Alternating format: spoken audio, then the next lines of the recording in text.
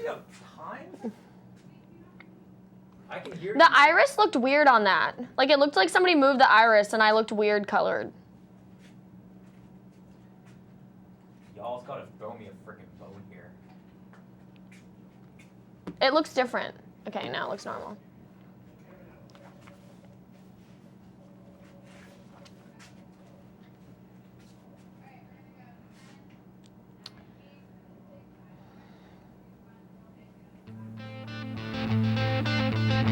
Broadcasting from Studio 300, you're watching PolyPlaybook.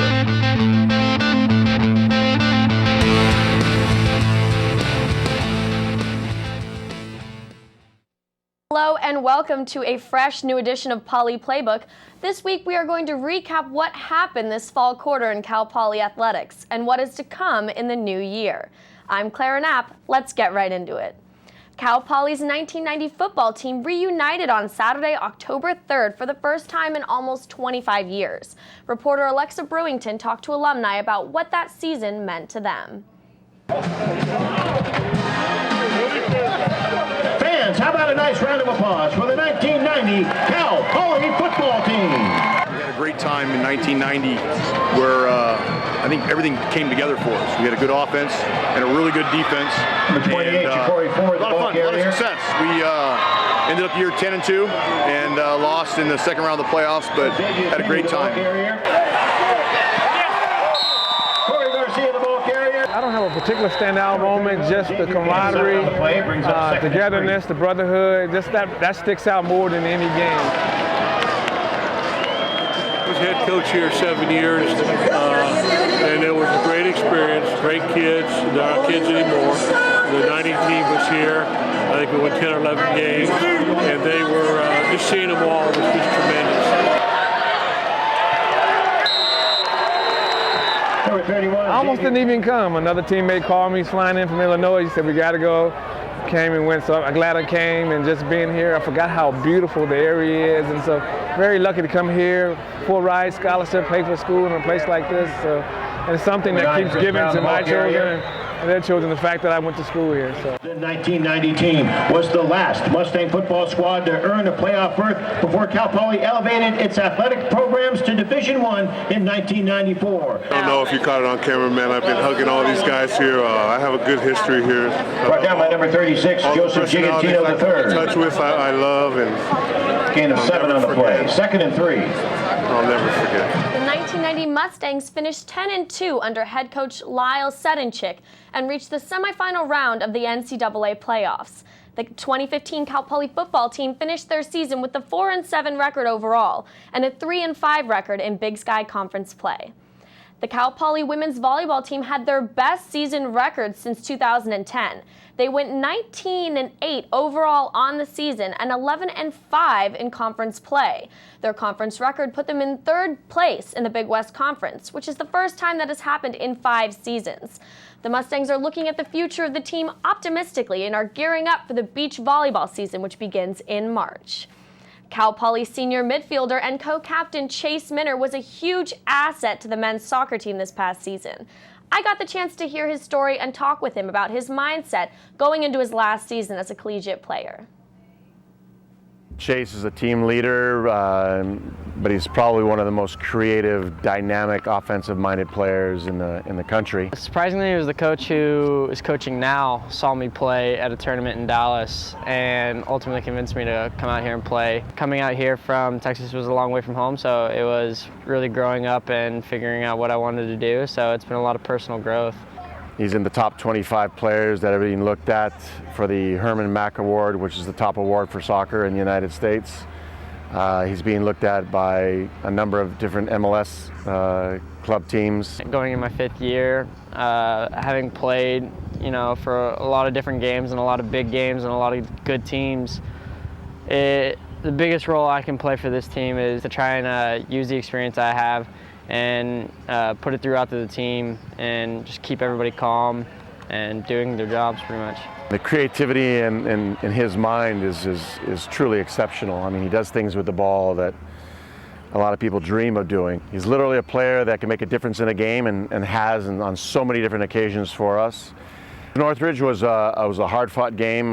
We won 1-0, and literally the difference was Chase's individual effort on a bicycle kick. My uncle had came for the game before, and my uncle's not much of a soccer guy, so he was asking, you know, do you guys practice things like bicycle kicks and stuff like that? I was like, no, that thing doesn't really come up much in the game, so it's not really anything we practice. And sure enough, the next game I scored one. It's considered one of the most difficult moves in all of sport, let alone just soccer, and he performed it perfectly, and that was the difference in the game.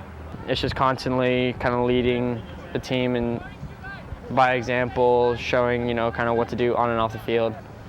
It's memories I'll never forget, and I've met some of the greatest guys I know out here, so it's been a really rewarding experience for me, and I'm grateful for everything Cal Poly's done for me.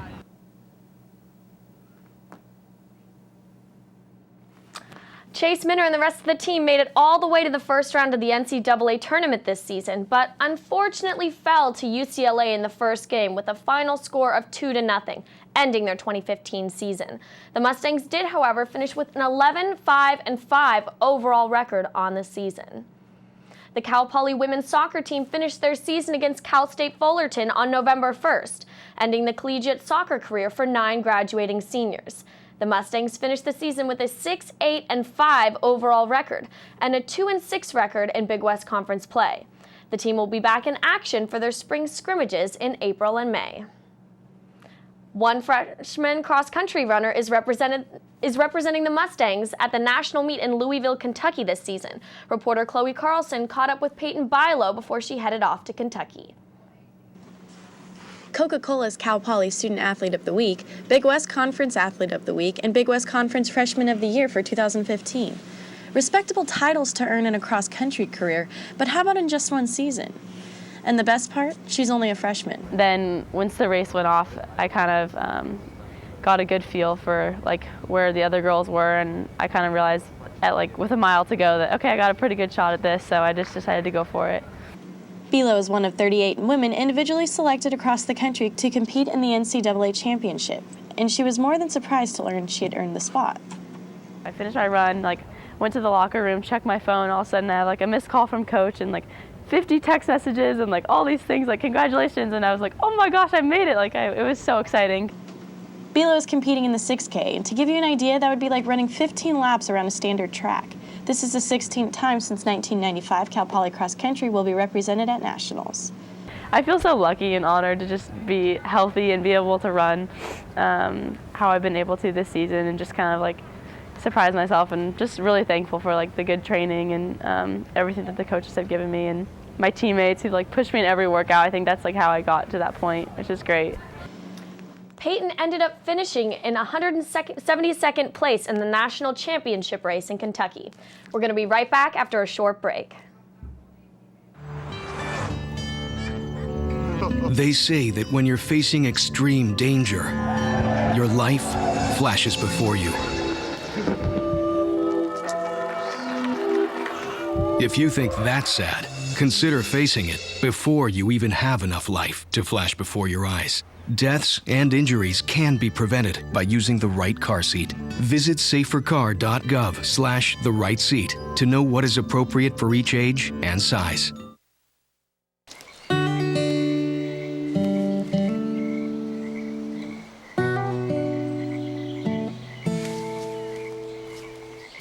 When you're out there, there's no telling what you'll find. I see it! I see it! Oh, look at you. There are some moments only the forest can inspire. Find yours at discovertheforest.org. We're going to take a look at some stuff we have to look forward to next quarter. Men's and women's basketball is getting into full swing. The Cal Poly women's basketball team is coming off a 64-60 win against Fresno State inside Mott Athletic Center. They have a full schedule over winter break, starting with a game against LMU on the 12th. You can take a look at the screen here and see their full schedule for the next 3 weeks. They're going to play St. Mary's, CSU Bakerfield, Oregon State, and then they're going to finish off with a game against Sac State on December 29th. Men's basketball will try to keep the momentum going after a win against Fresno State. Sophomore guard Taylor Sutliff shot 100% from the floor and led the Mustangs in scoring with 16 points. They are set to face off against another school pretty soon now. Sophomore guard Taylor Sutliff shot 100% from the floor and led the Mustangs in scoring with 16 points. They are set to face off against St. Mary's, that's a school, on December 14th. With the win over Fresno State, the Mustangs earned a record of 5-3. They are scheduled for a 6-game road trip and hope to pick up on a couple more wins along the way. That's all we have for Mustang News sports action this quarter. You can log on to mustangnews.net for continuous Cal Poly sports coverage.